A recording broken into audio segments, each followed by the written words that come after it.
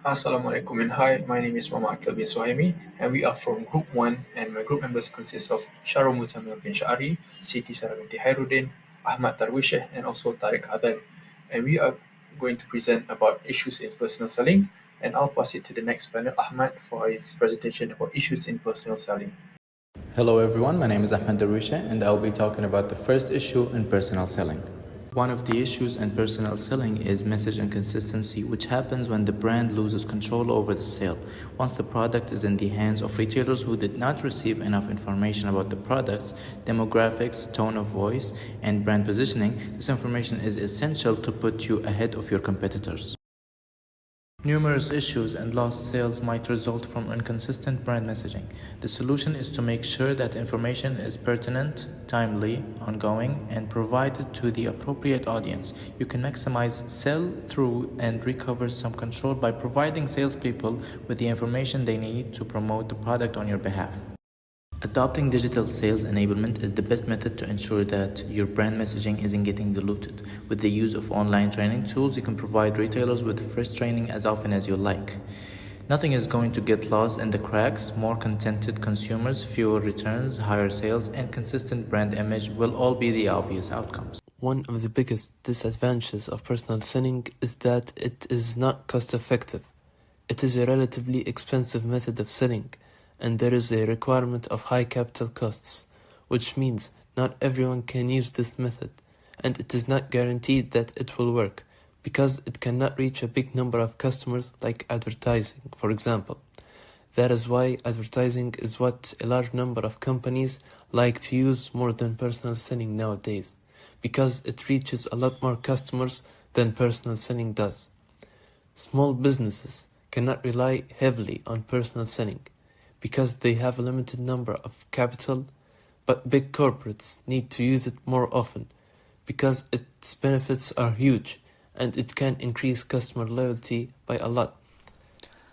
Hi, Assalamualaikum warahmatullahi wabarakatuh. My name is Shahrul bin Shaari, and today I'll be talking about the issue negative image of salesmen. One of the biggest flaws of personal selling is a negative perception of the salespersons. Some of the sales follow the aggressive tone, and the others have the low and it annoys customers. However, their negative attitude would cost the company in the form of low sales and negative reputation of the company. So, how can we solve the issue? We have come up with multiple ways to solve the issues, which is put the customer first, improve active listening, and reframe your thinking. And all of this will be explained further later. First of all, by putting the customers first. With the prevalence of such a negative stereotype, sales professionals should strive to be genuine, caring, and empathetic. Mostly, the negative impression comes from the salespeople too focused on their own needs or achieving a sale at all costs. In contrast, put the customer and their long-term needs above your own short-term gains. The transparency of being customer-oriented and listening more than you speak creates a level of trust that is the foundation of productive relationships. Next is by improving and active listening. True professionals knows the key to building a trust is by active listening. In addition to a customer's words, note their body language. The unconscious tells that it can reveal a hidden concerns or a deeper issues which you can explore further. Last but not least, by reframing your thinking. Salespeople should think in terms of how they can help clients versus how they can sell products. Doing so ensures you are focused on the true goal of solving problems and adding value. This creates a different language that shows customers you are putting them first and goes a long way to dispelling the negative impression of salespersons. Alright, hi guys, my name is Sarah and I will continue the presentation with lack of knowledge on how to handle buyer objections. So handling objections is a natural, frustrating fact of sales life. Carrying out the process involves certain actions and skills that every salesperson should have a grip on. Those include having situational awareness, accruing background information, leading with empathy, and asking truthful, open-ended questions. So why is objection handling is important? Nothing is more dangerous to a deal than letting sales objections so unaddressed until the final stages. The longer the buyer holds an opinion, the stronger that opinion usually is, and the harder you will have to fight to combat it. So, no is something salesperson hear often. In fact, 60% of customers say no 4 times before they say yes. So objections vary by business scale, industry, and what you are selling.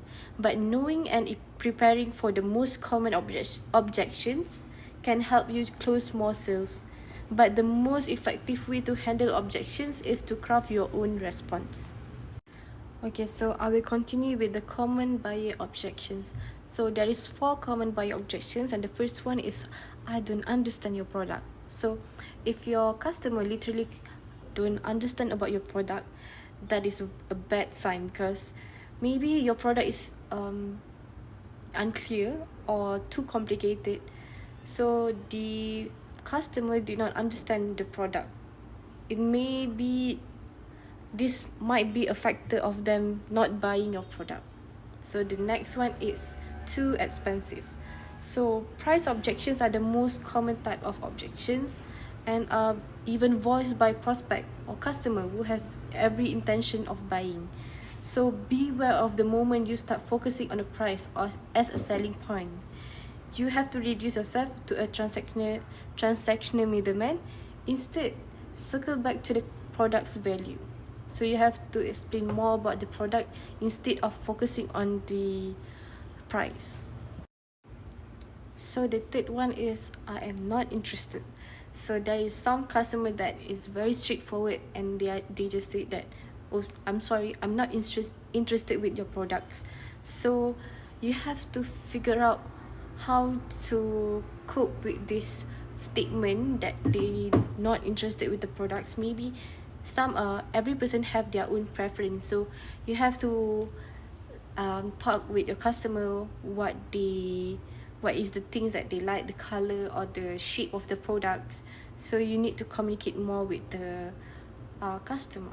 And then the last one is, sorry, I have to cancel, I'll get back to you with a better time. So some of the customer, they cancel your item or your product last minute. So you have to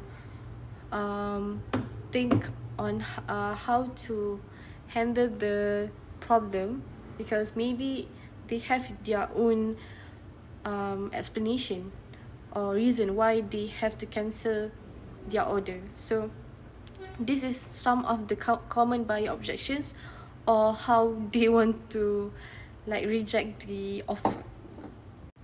So we already know about the common buyer objections.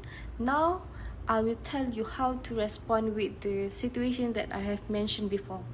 So the first one is to practice active listening. So in this case, some of the customer will come to you and explain what is their concern or their problems, and then you are the person that have to solve the problems. So when the customer is telling you their problems, you have to listen and understand, not to respond immediately after they are saying it. So you have to think how to solve the problems. Maybe in some of the cases, for example, they want to buy a bag, but they want a bag that fits all their things like telekung or their laptop. So you have to listen to their statement until the end and not interrupt their statement at the middle of the talking. So give them space to voice their concern and objections freely. Alright, next is validate your prospect or your customer concern. So for example, in the previous situation, you have a customer that want to buy a bag that can fit all her things. So you can say I understand your concern, and we have a bag that suits your preference and can solve your problems. So this is the tote bag that I suggest to you. This bag can put all your things like laptop, books and iPad, and it is very easy to carry, lightweight and easy to clean. So when you are giving this kind of statement, your customer will feel like, oh, this is the one that I'm looking for, and that is a good sign. Alright, so the third is ask follow-up question. So there is a situation where you hear an objection. So you want to do all you can to keep the conversation going in a natural way. So you don't want to feel like very pushy or awkward. So if you hear your prospect pulling back, you can ask a follow-up question that can be a tactful way to keep them talking. But don't ask a question that can be answered with a simple yes or no. So for example, what is your favorite color? Or what is the type of bag that you are looking for? The size of the bag? That is some of the questions that you can ask. So the last one is leverage social proof. So depending on the nature of your prospect concern, sharing the story of another customer who had a similar reservations and went on to see success with your product can be a successful approach. So you can give example like in the past, our past situation, which is a woman who wants to buy a bag. So you can say that this bag has been used or bought by a working woman or a student, so they can relate with the situation, the past customer situation, by knowing their job or their situation. So that is all from my part. I will pass to the next presenter. Thank you.